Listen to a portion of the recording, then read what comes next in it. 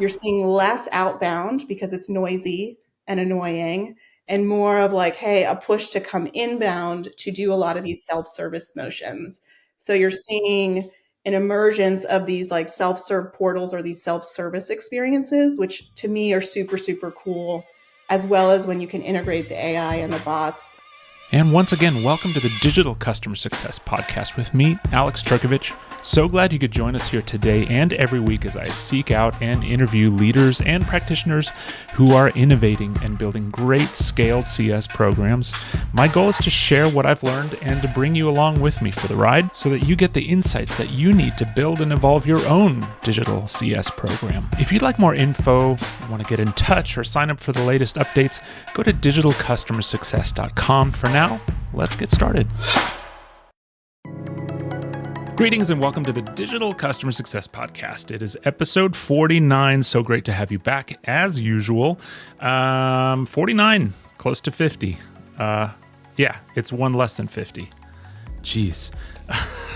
Just real quick before we get started, a reminder, I do send out a weekly newsletter along with the episode that includes the, not only the show notes and info about the upcoming episode, but I also write quite a bit about digital in there. Most recently, I wrote about how digital customer success people have the mindset of MacGyver, which totally dates me, but I don't know, we do a whole lot with, what we have around us, the duct tape and the bobby pins. And in the case of digital, it's the tools that we have around us, and we're scrappy like that. So go check that out. Subscribe at digitalcustomersuccess.com. Today, I'm joined by Kari Ardalan of Qualtrics.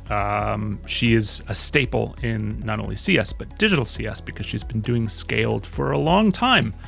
And has her finger firmly on the pulse of this whole digital revolution, scaled revolution in customer success, and is doing it extremely successfully at Qualtrics. She's pretty much, I think, the number one reference that Gainsight always throws out when they're asked, who's doing digital real well. Pretty much everybody I've talked to Gainsight says, hey, go check out Qualtrics. Anyway, in this episode, we dig into, obviously, things about her background and, what she's doing at Qualtrics. One of the hot takes that she had is the fact that digital and scaled is transitioning a little bit more from an outbound type environment to being much more inbound and really focused on self-serve. So that was great.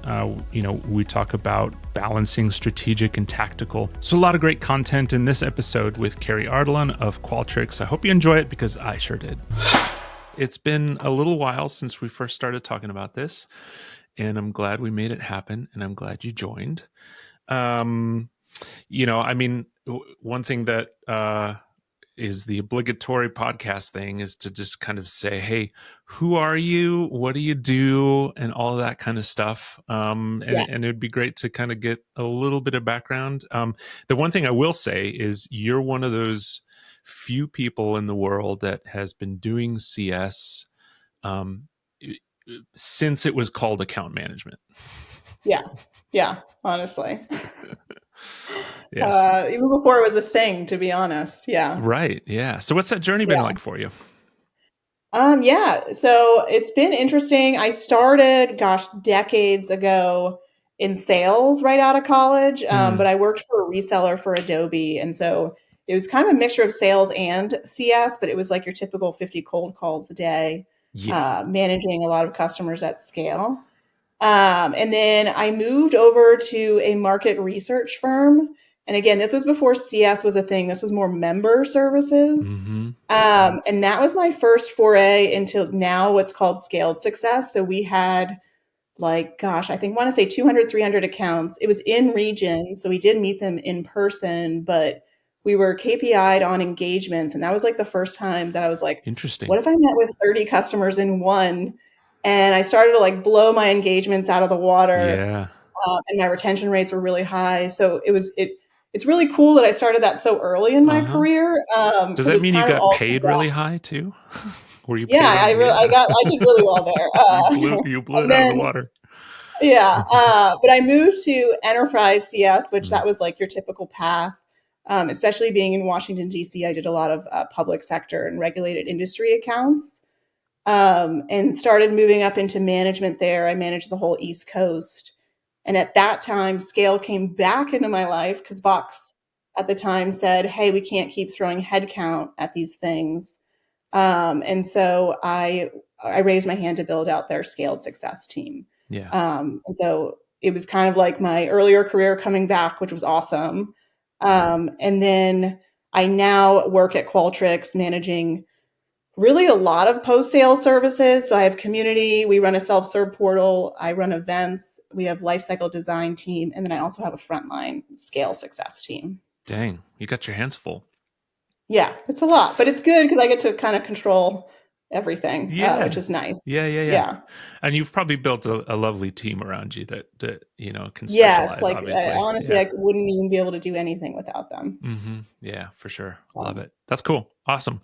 Well, I mean, what better person to ask the standard question that I ask all of my guests, which is to say, like, what is your elevator pitch of digital CS? Because you could argue you've been doing this stuff for a long time.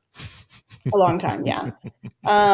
So to me, digital customer success is more of like a strategy, right? Designed to deliver exceptional digital experiences, but at scale, and managing customers at scale. One of my most recent LinkedIn posts was 77% of businesses have a demand for digital.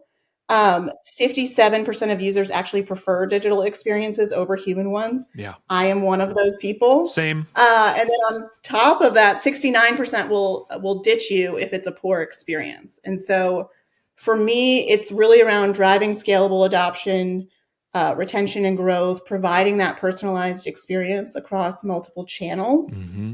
I think nowadays it's really a mixture of like those outbound comms that we've always seen, like email.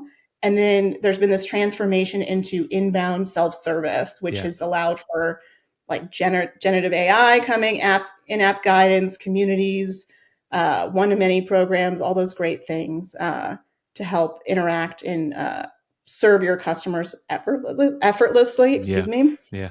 And so for me, the impact, of course, is like streamlining processes, reducing costs, increasing efficiencies, like we all like to tout about, but also really meeting those evolving expectations of our customers today. For sure.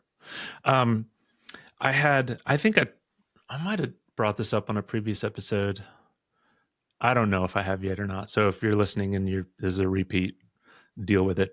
I had a really amazing digital experience not long ago that just blew my mind. And what you said kind of reminded me of it, but it was in B2C. So it was why am I forgetting the name? They make storm doors. Larson? Maybe Larson storm doors.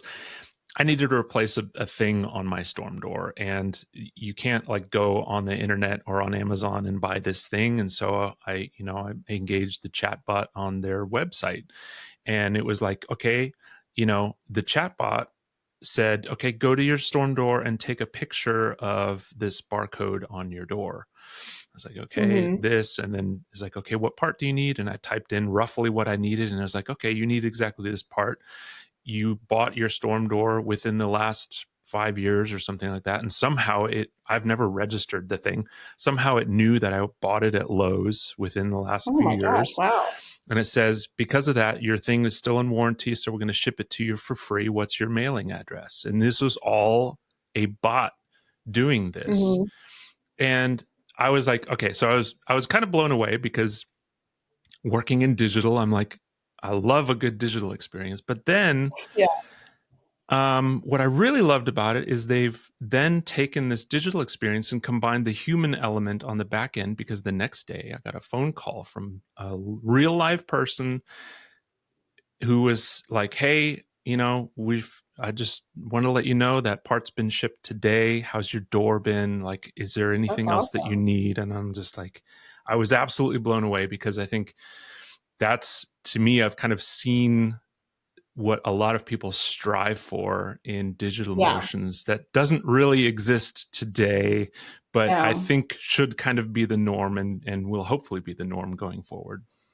Yeah, I agree. That's essentially why at Qualtrics, they set up my team like that, like everything to be digital first, Mm, and then you should have those proactive elements through a human. yeah. I actually talked to someone from Randstad yesterday, and they're building that in their bots as well. Is like while you're waiting for a human to join you, it like walks you through all the documentation you need to Mm-hmm. provide. Mm-hmm. And so when they join, they're like, "Oh, hi, Kari, how are you? We see this is your problem," and they have the answer. So Yeah. I do see that like 10xing Yeah. very quickly over Yeah. the next few years. Yeah, exactly.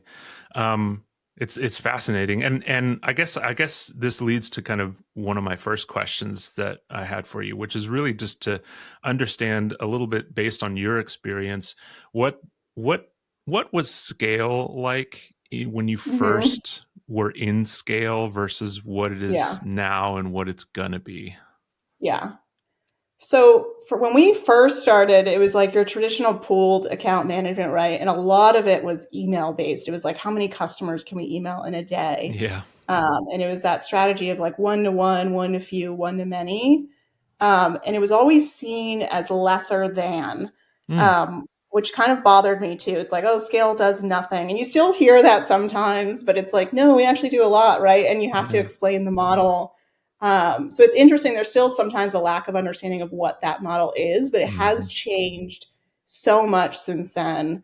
And I've kind of been riding that wave ever since I started, gosh, like several years ago. But now it's this emergence of like outbound digital, right? Well, not now. Right after that, it was an emergence of outbound digital where it was like webinars and additional email campaigns and like all this data telemetry to send a personalized Yeah. email. Hmm. And now it is much more inbound. So because of all the email changes that have been happening with like Google and Yahoo, Yeah. you're seeing less outbound because it's noisy and annoying, and more of like, hey, a push to come inbound to do a lot of these self-service motions.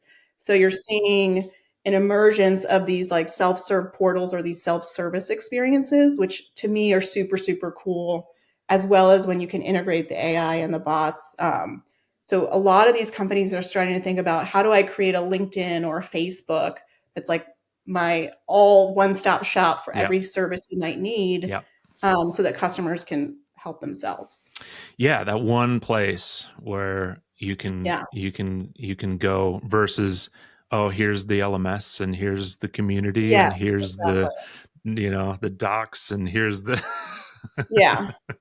And where it's going is we're starting to think about like not only are we building out that self-serve portal, but then where is the human element in that, right? So we've started with like doing all of our intake there, and it automates routing to like Gainsight or Salesforce Mm, depending on the account team member that needs to take the action. yeah. But we've been talking to companies is like, could we have a CSM interacting with the customer while they're in that self-serve portal? And I'll say we haven't nailed it yet, but that's something we would love to see in the future as well. Yeah, and I would imagine part of the conversation there is that that has the potential to be super creepy. Right? It's like, Yeah. hey, I'm watching you. Yeah.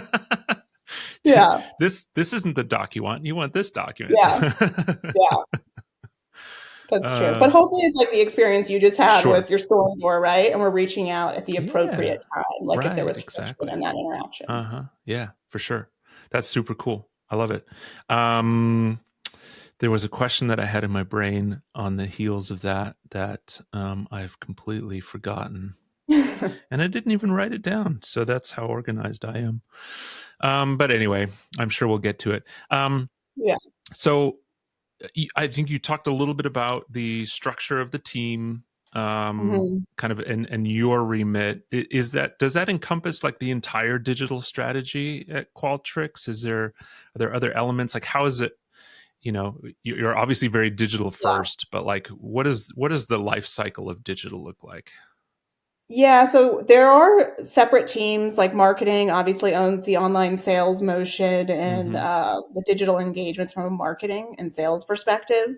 We try and align as much as possible. So if they enter in as a digital customer, how do we continue that experience all the way through renewal? Mm, That's been challenging, right? Because we're on different systems, different teams, different processes, but yeah, working to align that much, much more than we have in the past. yeah. Um, and then obviously in product, the product team owns the PLG motion, but we meet a lot to say, okay, from a customer success view, these are the resources we think are important to increase maturity. And then we partner with product on what's the data telemetry or the trigger points we need to look out for as far as those in-product experiences. Yeah, that's so those huge. are probably the two I don't own, but we heavily partner in those areas. You have to. One of the things that I ran across the other day, actually, you posted on LinkedIn about the qualities you look for in a leader, like in digital, and the list. I'll link the post in the show notes because it's fascinating, because the list is like spot on, and it's like, but it's extensive. It's like, it's a lot. Holy cow! Like, where do you find these people now? Like, you know, honestly, seriously. But I think one of the points you just made reminded me of that, because so much of what we do in digital is that collaborative kind of handshake internally with other organizations, because you've got the sales handoff situation, then you've got support happening in the background as well, and then you've got, you know, your renewals team, and then you've got product inputs and, you know, ops teams and all that kind of stuff. And so, you know, I guess my point is that you know, that collaborative element is so tricky, but so vital to a digital program.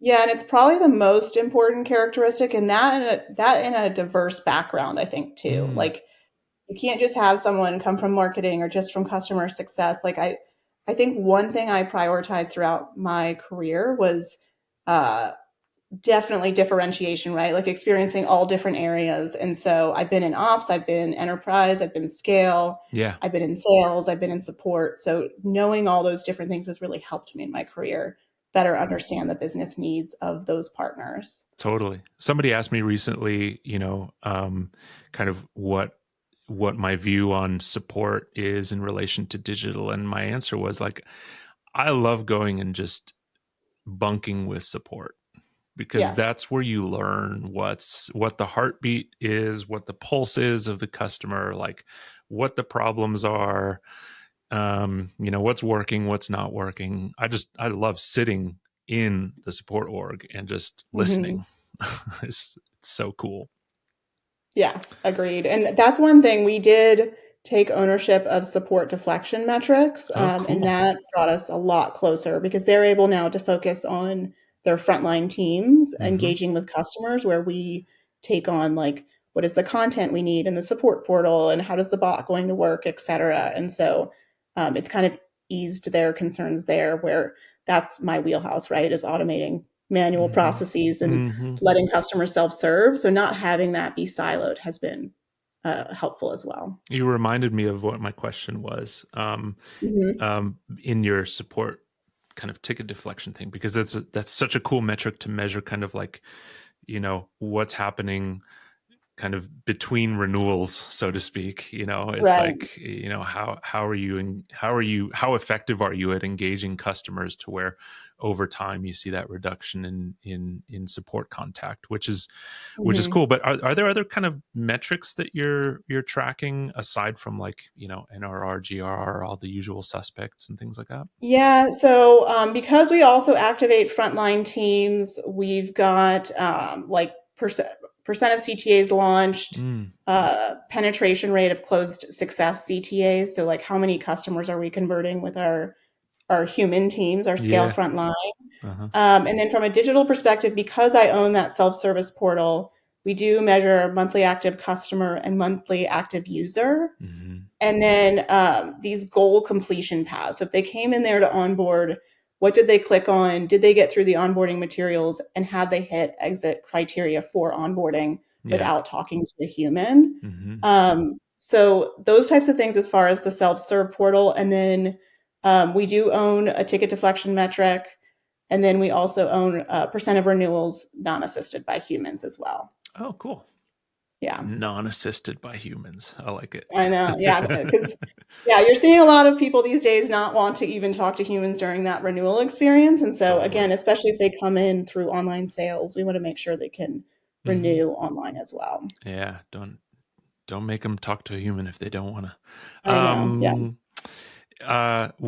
So kind of back on I guess the leadership front. One of the things that you and I talked about as part of our earlier discussions was that kind of balance point between being strategic and tactical, because if you sound like Hmm. you're a lot like me, like you like to be in the weeds and you like to understand what's going on and you like to, kind of the knowledge of the back end, but too much of Yeah. that and you're getting sunken down into the quicksand, and it's hard to kind of pull back and be strategic and be forward thinking in what it is you need Hmm. to do with the team. What's your approach to that, just in general? Yeah, I would say I wasn't very good at it at the beginning. Like I am like a roll your sleeves up, I'll do Hmm. it type Yeah. of person. Yeah. But it comes to the detriment of my team because I'm not empowering them to do it. Hmm. Um, so I've kind of zoomed out a bit more, right? And doing more of bringing my team along on the journey of like, what is the strategic aspect that we're trying to achieve, and then break that down into the tactical execution areas and Yeah. delegate that. And then if it's missing the mark, sometimes I'll give them an example of like what I'm expecting, like, and that's through a template or a program guide, something like that. And then, but Mm. then they're able to go and do the rest of it themselves. And Yep. that allows me to kind of not disconnect, but just manage them and lead them right. And then work to manage up as far as what the outcomes are and the impact areas Yep. and what to present to executives. Totally. I love nothing more than finding out somebody is uh, particularly passionate about a specific thing, or likes Yeah. data, or likes automation, or likes emails, or likes copywriting or something like that. And even though it's not necessarily part of their day gig, like, go do a project, do Yeah. something, Yeah. I love that, because it's like, um, I mean, as a leader, it kind of shows that, hey, you're actually listening, Mhm. and you're Yeah. actually engaging with your employees. But it works to the overall benefit of the team when you have people doing stuff that they Yeah. like doing. Yeah, Qualtrics is very good at that. We have very cross-functional OKRs, and then we even run a regular hackathon where Mm, people can come up with different ideas for teams, and we implement them. So, love that. Love yeah, hackathons. That's cool. yeah, Awesome. Um, are there like digital motions, getting more into the tactical, speaking of tactical, are there like digital yes. motions that you are particularly fond of, proud of, or that you've seen in the wild, maybe that you haven't created but that you've seen in the wild, that are really cool and left an imprint? Yeah, I mean, so I've been involved in several projects. So I'll name a few, but well, when I joined Qualtrics, this idea of that self-serve portal like unlocked a whole new door for me, I will say, Mm, in just the way to deliver different experiences. And then I think again, powering that through AI has been massive as well. And just how you're able to deliver personalized experiences and at scale. And I'm not programming a million email journeys anymore. So yeah. that to me was an unlock.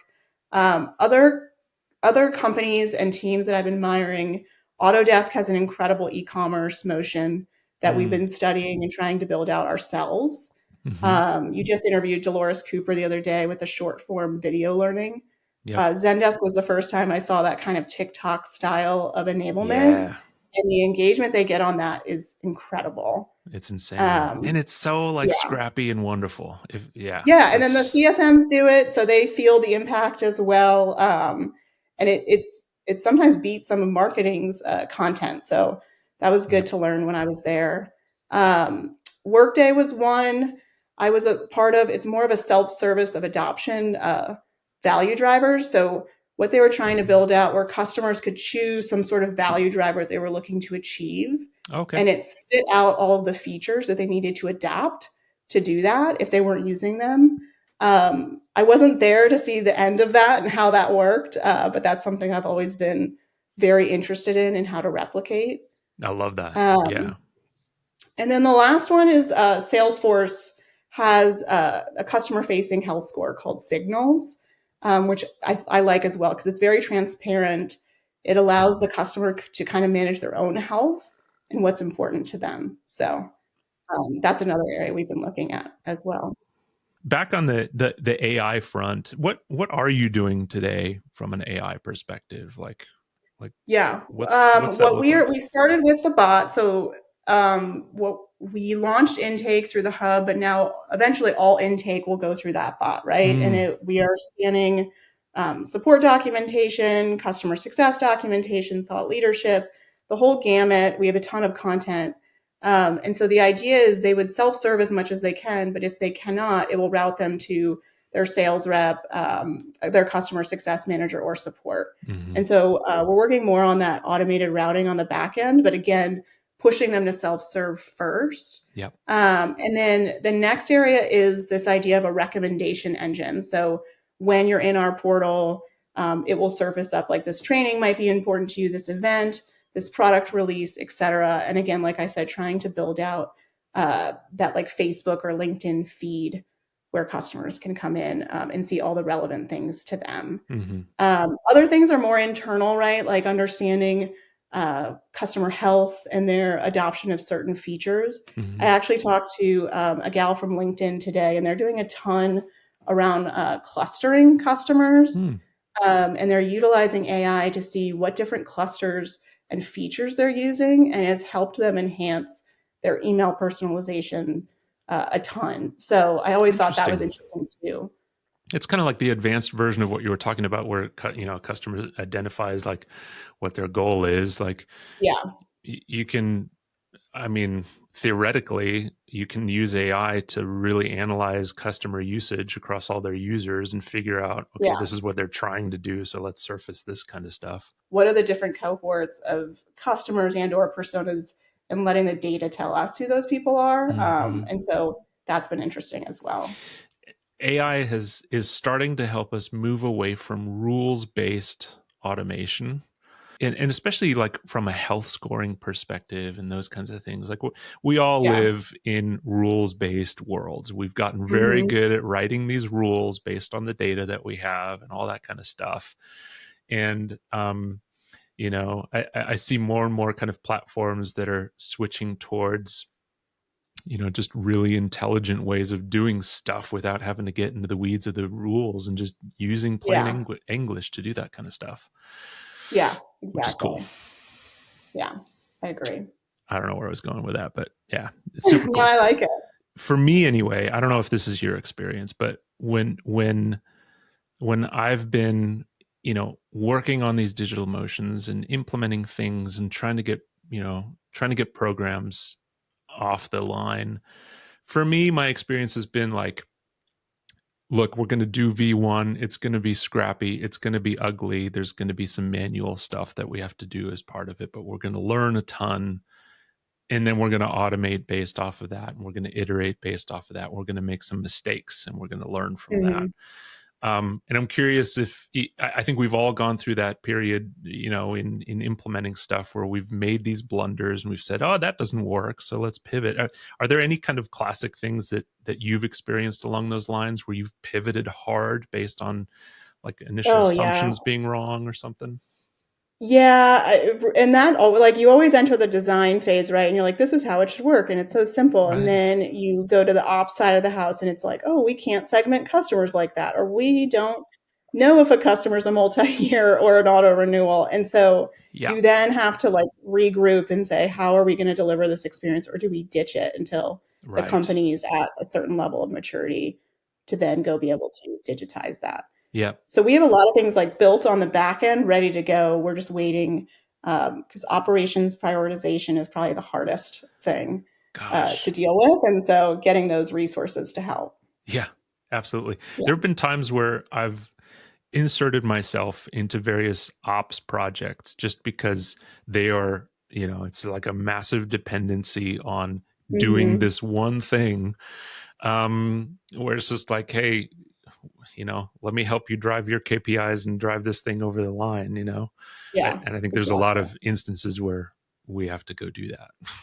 Yeah, I tend to be very nosy in their work because a lot of times, even if they're launching a new process, right, especially if it's customer facing, a lot of the times they're like, well, we'll get that information via email. And I'm like, but that's so manual. Like we could put it in the self-serve portal. So they don't always love me when I interrupt and intervene in some of those processes, but we're good at partnering on the end result. Yeah, I mean, it means you're doing your job, Yeah, yeah, rather than yeah, just idly standing by.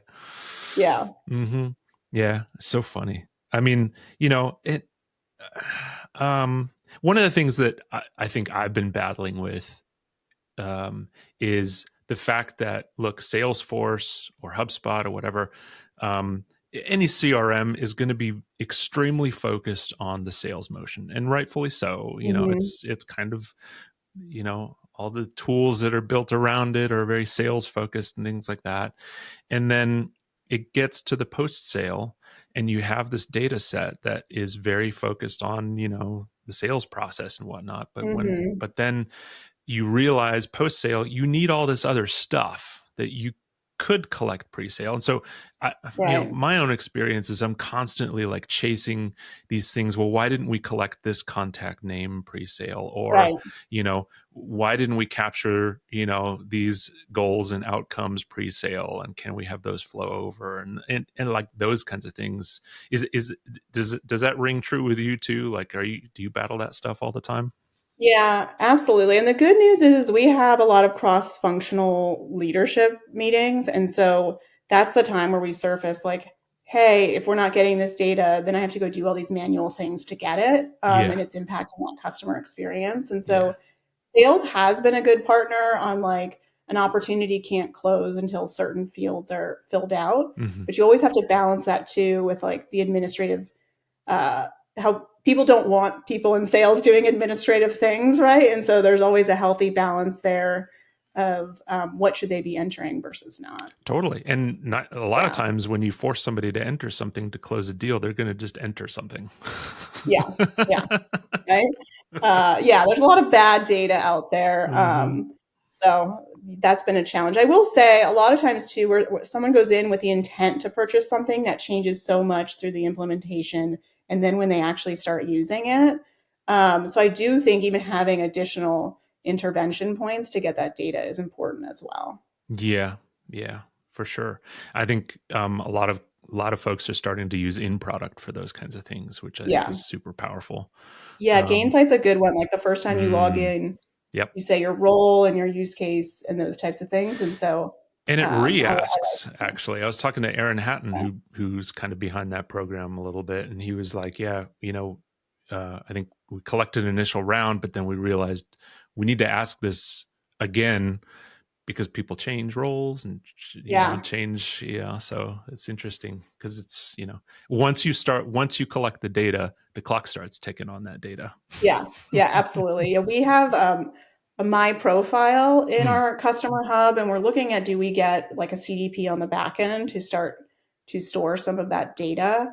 But we've talked about exactly that. Like, how often do you nudge them to fix that? Do you get something like a Zoom Business Info to help keep that data up to date as well and automate hmm it? And hmm so it depends I guess, how much funding you have to do all those things, but Yep. it's definitely something to pay attention to. Yeah. Yeah. That's cool.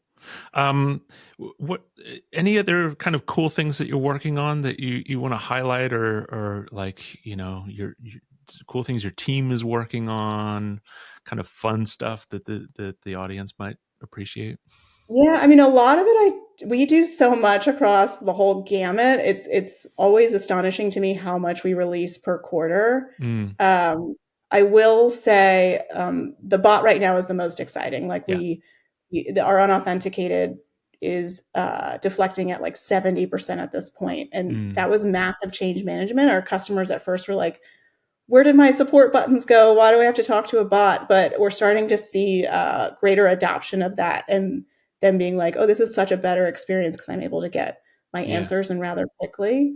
Um, but yeah, I would say that's the top one. And then again, e-commerce, we are moving to a new architecture and figuring out how do we do that via self-serve as well has been Yeah. a challenge because we want to make sure that is an optimal experience for our customers too and something that we're not forcing but that they see the value in. But how do you do that without Hmm. human intervention Yeah. has been a challenge. So The uptick on the bot is fascinating to me because to me, the fact that users are starting to get used to it means that it's actually doing what it's supposed to, Exactly. And so I'm curious, what was your testing campaign around that? Like, Yeah. did you roll it out to a We launched small? it in Yeah. We launched it internally first on Okay. Gainsight. So we embedded the bot on Gainsight. So my frontline team were the first testers of it. And so, customers ask questions on calls, they were able to search it and then Oh, their cool. email responses after meetings. And so that was the first launch. And then we launched it to our unauthenticated customers. So anyone on the support portal, but perhaps not logged in, can ask most basic questions. And then we just most recently launched the authenticated version, and we did it for the digital tier first. Um, and then we're starting to slowly bring that up into different segments. That's cool. Are the internal teams still using it? They are. And then we've considered, do we pump in ticket data in there and do Oh, automated yeah. responses based on that? We have to test out the accuracy and obviously work through some legal requirements before we Sure. do stuff like that. Yeah. Yeah, that's cool. Well, look, I've really appreciated all the insight and like tactical kind of practical knowledge that you've brought to the convo. So that's super Well, helpful, thank and I you. can't wait to share it with everybody. What's as we kind of round down, like what's in your content diet? What do you pay attention to keep Yeah. yourself up to speed? Yeah, absolutely. Well, one, your podcast, of course. Oh, You've come had on. some great people come on. LinkedIn, I watch that feed a lot. If folks are sharing interesting things, I connect with them and we meet one on one. I had one this morning, which was great. And then I'm on Gainsight's digital advisory board, and a lot of different customers from Gainsight share their digital motions. And then ValueWise is another partner of Gainsight. They have a really good digital maturity model and some thought leadership around digital as well. Yeah, for sure. I've seen that maturity model. It's nicely Yeah. detailed for sure. Yeah. Yeah. It's very detailed. Yeah. It's very detailed. It's a little repetitive, I will say, but it's Yeah. nicely Yeah. And I've detailed. been helping them on how it's just that digital maturity framework is so hard because you can Yeah. start from really anywhere, right? Like you don't have to start with email. And so Yeah. that to me has been hard to translate. Yeah, it's true. I've been working on kind of a similar thing, like a version of it, and I think the thing that I keep going back to is just the fact that, to your point, the variability that exists Yeah. in anyone's digital program is just, I mean, it's infinite, right? So Yeah. It really you can't plunk a model that worked one place down into another place. And is. so it's like, okay, because of that, like, how do you measure digital maturity that isn't like, okay, here's an email campaign or here's in-app or here's whatever. It's like, Yeah. it's a little, yeah, it's trickier. Yeah, agree. I mean, I've done it at 3 companies and it's looked very different at Yeah, all 3, so I'm in absolutely. full agreement. For sure, for sure. Do you want to give a shout out or kudos to anyone that's doing cool stuff in digital? Yeah, of course. I mean, well, Dolores already gave one on LinkedIn, but she's an up and comer in digital. Austin Kwan is another one. He's over at LinkedIn. He used to be my manager over at Box, but we share what works. He does B2B as well as B2C, so it's Cool. interesting to hear from him how he approaches those two motions. Kelly Bray at MongoDB, she and I used to work together at Box, but she's kind of risen up through the scale in digital world as well. And then Rimple Patel, she's the chief Yeah. customer officer at Eightfold, Yeah. but we used to work together at Workday, and she taught me the most around customer experience and digital. So That's awesome. those are my mentors. Definitely go to for any help. That's a strong set of mentors right there. Yeah. Okay. So where can people find you, engage with you, and interact with you, and all that good stuff? Yeah, definitely on LinkedIn. People reach out all the time and ask to connect. I'm very open to that. I always love to hear what other folks are doing and offer my advice in any way I can. Yeah, you're more than forthright with that stuff on Yeah. LinkedIn, both publicly and I'm sure, privately. People hit you up in DMs all the time, I'm sure. So Yeah. Cool. Thanks again for sharing your wealth and your experience with us. It's been awesome chatting with you, and I can't wait Yes, to thank you. share it out. Thank you. Thank you for joining me for this episode of the Digital Customer Success Podcast. If you like what we're doing, consider leaving us a review on your podcast platform of choice. It really helps us to grow and to provide value to a broader audience. You can view the Digital Customer Success definition word map and get more details about the show at digitalcustomersuccess.com. My name is Alex Turkovich. Thanks again for joining, and we'll see you next time.